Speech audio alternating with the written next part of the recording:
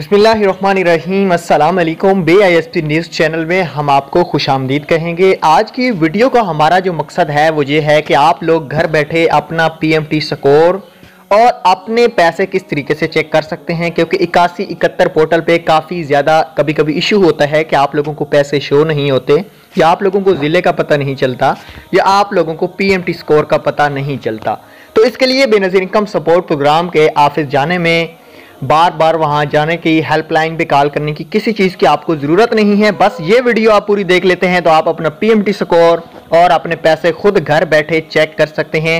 याद रखें, इस सिटीजन पोर्टल से जो मैं आपको बताऊंगा, इससे सिर्फ एक कार्ड चेक कर सकते हैं, इससे ज़्यादा कार्ड आप चेक नहीं कर सकते, और इसके लिए आपको अकाउंट बनाना भी बहुत ज़रूरी होगा।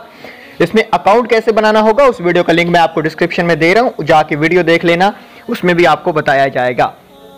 चंद आपको मैं स्क्रीनशॉट दिखाने जा रहा हूँ। ये एक स्क्रीनशॉट है, यहाँ पे मैंने एक आईडी कार्ड इनको मैसेज किया था सिटीजन पोर्टल पे, तो तकरीबन 10 मिनट बाद मुझे रिप्लाई आया था कि ये बेनिफिशियरी एलिजिबल हैं और ये 10,000 जाके 500 कैंपसाइट से वसूल करें।